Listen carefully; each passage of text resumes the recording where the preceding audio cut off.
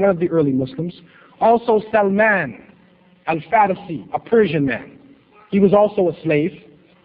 There was also Suhaib al-Romi, Suhaib the Roman, was also in a slave position. And you will find that there were Arabs, Zayd, a number of people who were Arabs who were in slave positions. And so from the beginning, Islam taught that people should not submit to created things, but they should submit to the Creator of the heavens and the earth.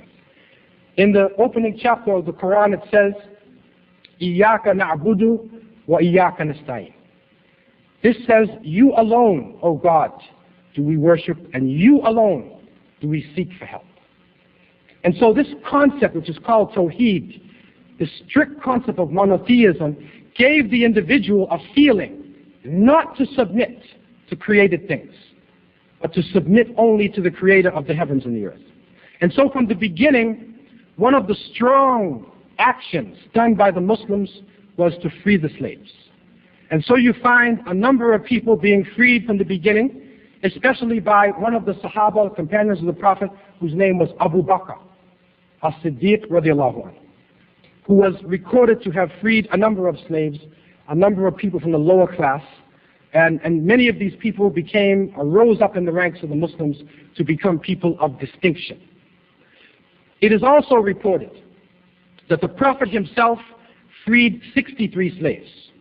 His wife Aisha freed 67.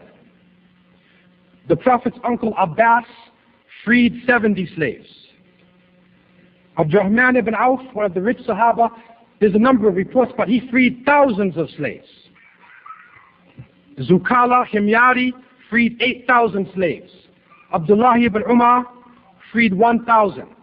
Hakim ibn Hazm freed 100. And this list continues. And you will find within the annals of history, if you read the history book of At-Tabari, Tarikh At-Tabari, Ibn Kathir, Ibn al-Asir, you go into the actual reports from the language of the people living at the time, you will find a number of people who were released from slavery by the Muslims who were struggling very seriously in those times to try to right the wrongs and to bring the society into a society of justice. Also, we find that the Prophet, peace be upon him, made it very clear in his language to his followers what their relationship should be. And in one hadith, was reported on the authority of Abu Huraira, who was one of the famous companions of the Prophet, peace be upon him, he said that the Prophet, peace be upon him, reported a saying from the Creator himself. And this is called Hadith Qudsi for the Muslims who are here. It's not the Quran, it's not a saying of the Prophet, but it is when the Prophet quotes from the Creator. And this is what it says. Allah the Almighty said, there are three whose enemy or adversary I shall be on the day of judgment, or the day of resurrection. A man who has given his word by me and has broken it. A man who has sold a free person and has consumed the price. And a man who has hired a workman has exacted his due in full from him and has not given him his wages. This is reported in a text which is called Bukhari, which is a very authentic, which is the second most authentic source for the Muslims. And so Islam struggled then to liberate the people from physical bondage, from psychological bondage, and from spiritual bondage. You also found that Islam allowed slaves to buy their freedom. Now, what was happening is, again, you're coming into a society where slavery is an institution spread throughout the world. And so within the society itself, this is a class of people. There is free and there is slave. This is the way it is. And so the Quran itself in chapter 24, verse 33 says, and if those who are in your possession ask for a deed of emancipation, execute the deed of emancipation with them, provided that you find some good in them, and give them something out of the means Allah has given to you.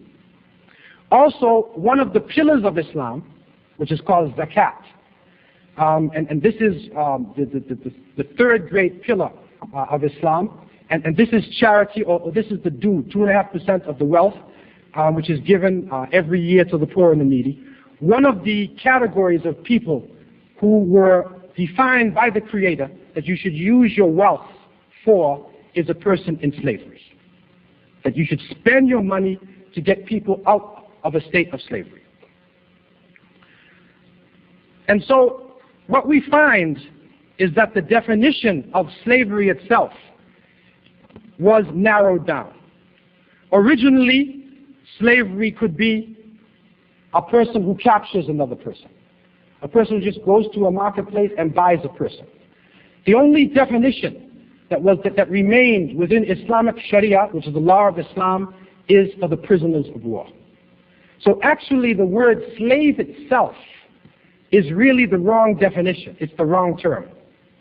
Because when you say slave in English, what comes into your mind is somebody who is captured and somebody who is put in ball and chains, working on a plantation. This is not the Islamic definition. The Islamic definition of right-hand possession is a person who comes into the society as a prisoner of war. And so what Islam basically was doing was phasing out this institution of the prisoners of war. It is not a needed institution. It is not one of the pillars of Islam, as the New York Times might say. But what it was an international institution. It was a relationship that people had throughout the world. And Islam was bringing the people out of the institution, phasing it out. It was not wise at that time, according to what we understand, to try to totally eliminate it. Because the relationship of slave to master was a relationship throughout the world. And so therefore what was done, it was narrowed down. Capturing a person was prohibited. Going to the marketplace and just buying somebody for any reason was prohibited. It is only when a person is a prisoner of war. In that condition, according to the traditions of the Prophet, peace be upon him, we find that if a person fell into that condition, that they were supposed to eat the same food as the person who was above them, wear the same clothing, not supposed to be punished or harmed, and they were supposed to be helped to come out of that condition as soon as possible. This is the root definition of quote-unquote slavery within Islam. It is a narrowed down institution which was not a pillar of Islam and not a necessary institution within Islamic life. And so you find that as Islam spread to different parts of the world, in many parts of the world, slavery completely disappeared. In some parts of the world, when people, in the name of Islam, wanted to take advantage of other people, slavery then continued. And I'm not here today to stand in front of you and say that slavery did not exist in the Muslim world, and there were not people who were quote-unquote Muslims who were not involved in slave raiding or slave trading. What I am here basically to show you is that there is a difference between a person who is actually practicing Islam in the proper way, according to Sharia, the Islamic law, and a person who has an Islamic name, who comes from a Muslim family and carries out what they want to carry out anyway. There's a difference between the two. You might find a person, wal-iyadu billah, may Allah protect us from it, who is a Muslim, you might find them drinking alcohol. Muslims don't drink alcohol. But you might find somebody who drinks. That's his problem. That is not Islam that made him do that. That is the choice that the individual made to carry it out. When you look at the history of Islam in the era that is called in Islamic jurisprudence the time of the Salaf as-Salih, this is the first 3 generations of Islam. You find within that early time there is no slave raiding that is going on. There is no historical report that shows that Muslims were involved in slave raiding or in slave trading. as it happened later on in Islamic history. That is the source for Islamic lifestyle. And so people have practiced Islam based upon their understanding of their relationship with the Creator and their ability to perform the Sharia. When African people were taken into slavery from the west coast of Africa, and quiet as it's kept, we are now understanding that maybe close to 30% of the slaves taken from the Guinea coast of West Africa were Muslims. Close to 30%. In Bahia, in Brazil, which was the largest slave population created by the Portuguese, there was a huge slave revolt in Bahia, a successful slave revolt, to the point where the Hausa and the Fulani or the Fula people who were taken into slavery in that part of the world were able to defeat the Portuguese. They were given boats and they returned to West Africa. And you can go to Lagos today and you can find Brazilian mosques, which is a mosque, a house of worship built by people who were captured, taken to Brazil, and then won their liberation and returned to West Africa. You also find that in Suriname, the Bush blacks led a great revolt. And if you go to the interior of Suriname today, you will find African people who are free people, who fought for their liberation. One of the leaders in this revolt, his name was Arabi, and his general was Zamzam.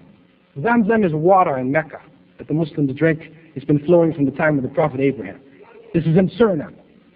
Also, you find that in Trinidad, Muhammad Sise and a number of Muslims who were captured prisoners of war or slaves were able to get their freedom and actually get property in Trinidad, and they actually had a society going on in the Caribbean. And you find that all over the Caribbean in the writings now, we are reinterpreting the writings and we understand that when the term Mandingo is being used, they are referring to a Muslim. Mandingo. This is the terminology now. They wouldn't use Muslim because you have to remember that the Spanish were paranoid of Muslims. But Muslims were in Spain for 700 years. And so the Spanish had to overtake the Muslims in Andalusia, right? Seville, Toledo, Granada, Cordoba. So they didn't want to hear the words Muslim. They wanted to erase it. They just baptized everybody on the boat. And so nobody could use them, especially the Muslims. But still records are coming to us. In 1821, in the Manchester parish of Jamaica, a document was being passed around which is called Wathiqa. Wathiqa. It was written in Arabic. This is a document which is now being linked by Nigerian scholars to a document written by a West African Islamic reviver of the faith. His name was Sheikh Uthman Danfodio of the Fulani people. He wrote a document which was called Wathiqa ibn Fudi ila Ahl Sudan wa man sha'allahu min al-Ikhwan. This document says it is the document or manifesto of the son of a scholar, Ibn Fudi, to the people of the Sudan, meaning right across West Africa, to the Sudan today, and those whom Allah pleases from the brethren, meaning his students or talaba. This document, Wathiqa, was calling the people to resistance. Resistance. At that time, it was against the petty Hausa kings who were oppressing people in Gobert and other parts of Hausa land. There was a revolt, a resistance that went on in the time of Sheikh Uthman, rahimahullah. What happened now in Jamaica, and the link is being made now, Dr. Usman Bugaje, one of the scholars in northern Nigeria today. I had the opportunity to meet Dr. Usman last summer in Leicester in UK, and he gave me this paper, and he linked it. They were linking it together now. The Wathiqa of Ibn Fudi, they're linking it with the document passed around amongst the slaves in Jamaica, and sure enough, in 1821, there was a slave revolt in the Manchester parish. You also find in Bahamas, I went to the archives in Bahamas, in Nassau, and I was surprised to read in one of the documents that it said that a certain amount of slaves were taken to the island of Exuma, and a large number called themselves followers of Mahomet. Now, they didn't know what this term Mahomet was. M-A-H-O-M-E-T. This is the crusading, middle-age definition for the word Muhammad. These people in the Bahamas were defining themselves as Muslims. And so Muslims were one of the groups who resisted oppression and slavery in the Americas. Very interestingly, what has happened to me recently is that Sheikh Fahim Job, who is a Gambian scholar, who is living in New York area and teaching, Sheikh Fahim was linking now the concept of Maroons, the Maroon people, with a strong tribe known in Gambia. This is interesting because the definition that came to us, and I had the opportunity to visit the Maroon settlements in Jamaica. I was there for 4 years. And the Maroons, basically in Jamaica, were known as, it is said that the word comes from cimarrones, which is a Spanish word for wild horse. Because when the Spanish came, these people were so resilient that they resisted slavery, went into the interior, and the Spanish couldn't get them out. They left them alone. The French came along, left them alone. British came, left them alone. But the British had a plan, because they're very crafty. So they made a treaty. And in that treaty, they turned the Maroons against other people of African descent. And people who know Jamaican history will know that negative side of the existence. What is important is, what Sheikh Fahim is showing us, is that in West Africa, there is a nation of people in Gambia who are of very strong stature, known for their fierce warlike nature. All of them are Muslims, and their name is Maroons. This is serious. This is serious.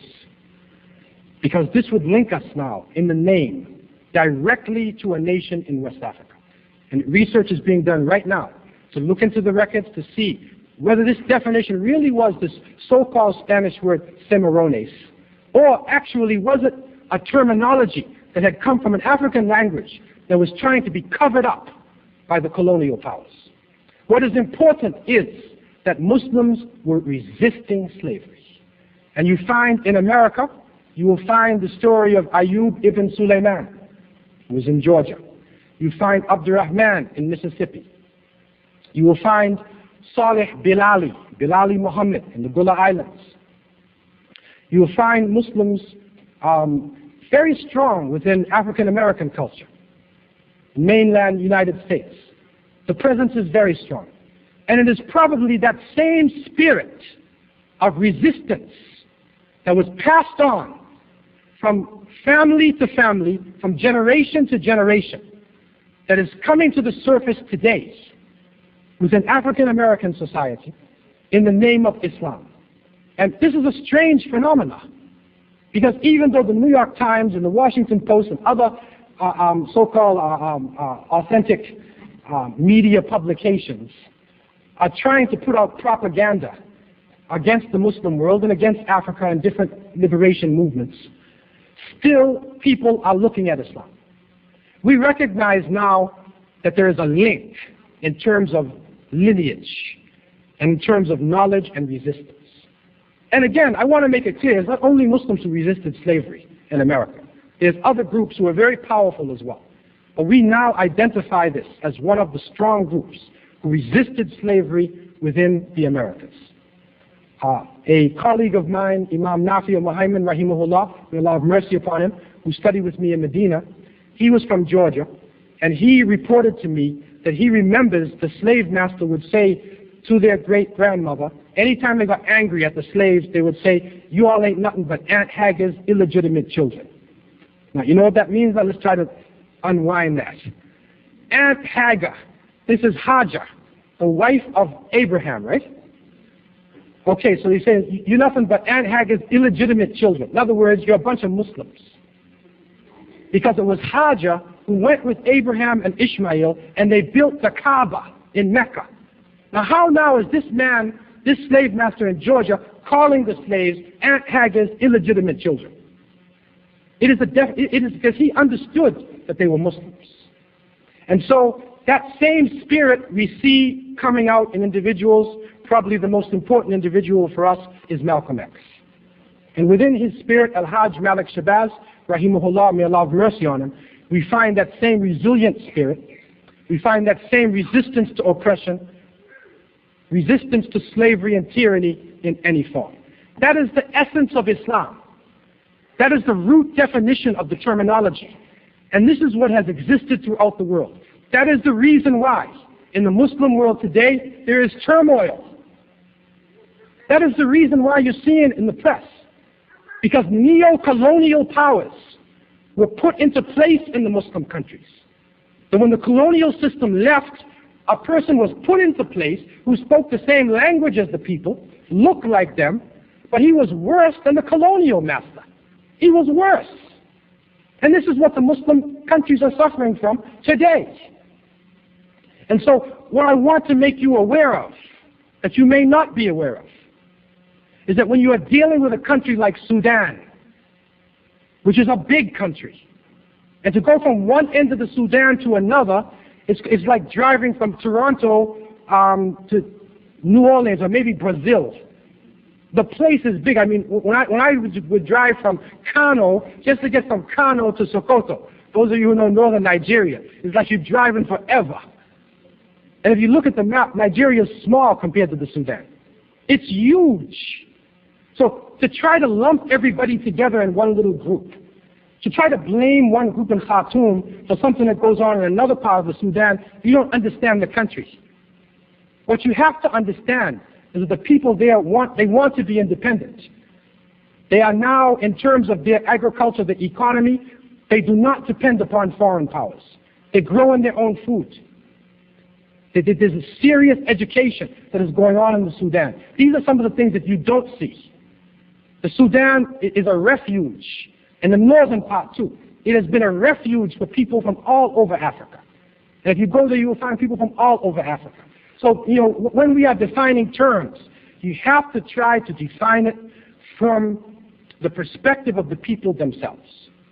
I am not here today to cover up any exploiter, any oppressor, who in the name of Islam or Christianity or nationalism or whatever it is, oppresses people. I'm not covering them up, and I'm not making an excuse for it. What I want to say very clearly is that there is a difference between what Islam stands for as a way of life and what certain people have done in the name of Islam, who would try to use this international way of life as a means of gaining wealth or exploiting other people. I want to close this phase of our discussion tonight at this point. I've been talking for a while, and I'd like to get some feedback, inshallah, from you. And I want to thank you for your patience so far, and I pray that the rest of our evening would be a source of peace and understanding. And I leave you at this point in peace by saying Assalamu alaikum wa rahmatullah.